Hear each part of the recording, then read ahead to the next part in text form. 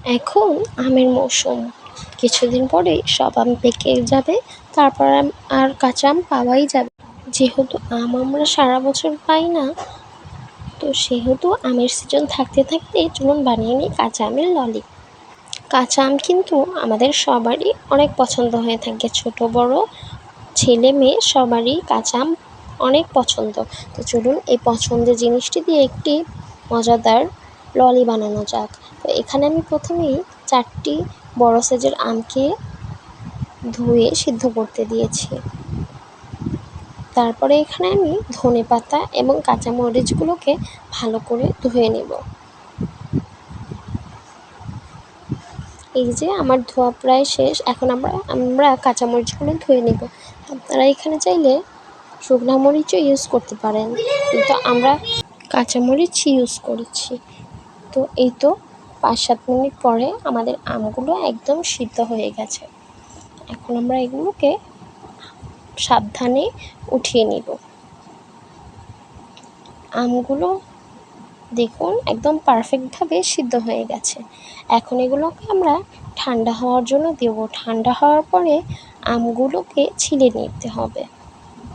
অবশ্যই আমগুলো ঠান্ডা হওয়ার পরেই ছিলে নেবেন, কারণ যেই গরম পড়েছে, এই গরমে যদি আপনারা আরও গরম ধরেন তাহলে তো হাত পুড়েই যাবে।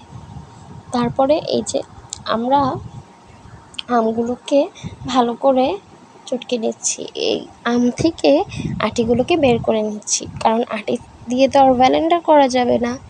এই তো আমাদের আম থেকে আটি বের করা শেষ। এখন ব্লেন্ডারে আমের সিদ্ধ আমগুলোকে দিয়ে দিব। এই যে আমাদের আমগুলো দেওয়া হয়ে গেছে। এখন আমরা দিয়ে দেব সেই ধুয়ে রাখা কাঁচামরিচ এবং ধনেপাতাগুলো। এটা আপনারা পরিমাণ অনুযায়ী দিবেন, যতটুকু প্রয়োজন বুঝে শুনে দিতে হবে। তো এই যে কাঁচামরিচগুলো দিয়েছি। এই যে দিয়ে দেওয়ার পরে এখন আমরা দিয়ে দিব পরিমাণ মতন বিট লবণ। কাঁচা আমের সাথে বিট লবণ কিন্তু খুবই যায়, এবং যে কোনো টক মিষ্টি জিনিসের সাথে আপনারা অবশ্যই বিট লবণ ইউজ করবেন।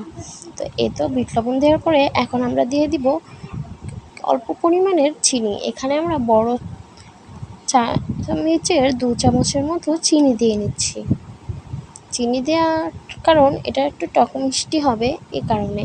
আর এই যে এখানে দিয়ে দিচ্ছি সিদ্ধ করে রাখা যে আমগুলো থেকে পানি বের হয়েছিল, যে পানিগুলো রয়েছে সেই পানিগুলোই এখানে দিয়ে ব্লেন্ড করে নিলাম।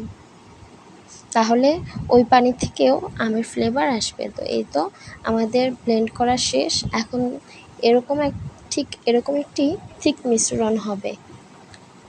তারপরে আমরা মোল্ডে ঢেলে এটাকে, এই তো প্রায় হয়ে গেছে। এখন আমরা শুধু ফ্রিজিং করলে হয়ে যাবে।